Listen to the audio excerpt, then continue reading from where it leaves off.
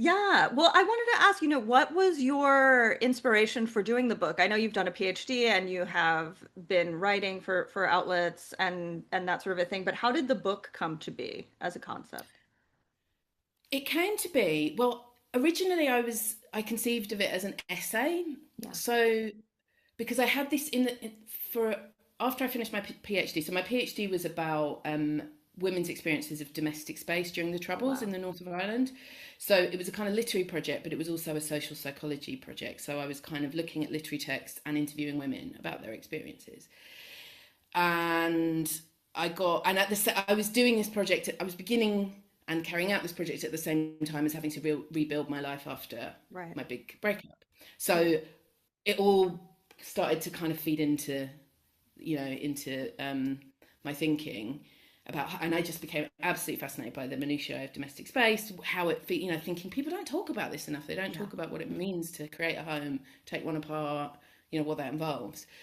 So I had it in the back of my head that I wanted to write a book about home, like a bigger book about, and that was going to be the book project. Yeah. And then I had this idea about writing about cooking for one that largely came out of lockdown. I never really thought of myself as a food writer. I'd planned on having a food chapter in this, whatever this book turned out to be, but like Hmm. the focus on food was part of a bigger thing Yeah. about the politics of domestic space. So I started to write this. But anyway, I developed this extremely intense relationship with food during lockdown, cooking for myself, living alone, and I noticed that I just kind of realized that there was something quite interesting going on here about my relationship with food, what was Yeah. happening, the joy, but also the sadness. Nigella was talking quite a lot about it at the time as well. Nigella Lawson was wrote quite frankly, because she was obviously alone during that Yeah. time, during the pandemic. So she was one of those people who talked quite openly about living by herself Yeah. and what that did to her relationship with food. She talks about it in the cookbook that came out during that time Yeah. too, which was really it was really important actually. So I started pitching all of these ideas about cooking for one, and none of them landed. And I actually pitched to Vittles, and Jonathan Nunn, the editor, Yeah. because it was just him at that time, obviously there's more editors now, replied saying, this is a really great pitch, but solo cooking has been talked about quite a Yeah. lot at this point. And he was like, well, of course, it was a really nice, it was him saying no, but in a very constructive way. And he was saying, I'm sure you would have your own particular take on it, but I think, at Yeah. this point, it's sort of been talked about quite a lot. So I went away and then I thought I just couldn't let go of this idea.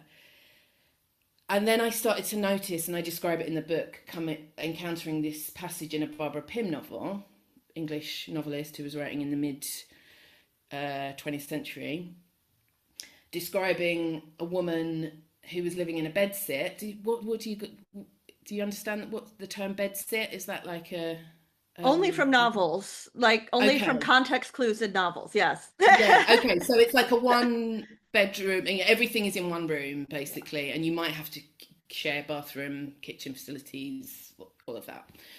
So the woman is this woman is cooking for her friend, and she's brought a ton of stuff from the delicatessen, and she's single. She's living alone, and her friend is also single, and her friend is amazed by this. It was written in 1959, this novel, and I thought, oh, there's something going on here about single women at this time, about the food that's beginning to be accessible to people like that, b about women, a certain kind of woman living on their own for the Yeah.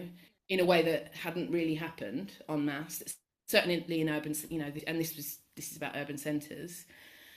And so I thought, there's single women and cooking. There's something here. So the cookbook idea was sort of about gathering together these examples of women from literature and culture, Right. like single women and how Yeah. they ate. And that was kind of the conception, was with my story threaded Yeah. throughout, but sort of positioning it in these sort of bigger cultural terms. Yeah. So it was kind of meant to be a kind of collage of all of these different examples of cooking and eating.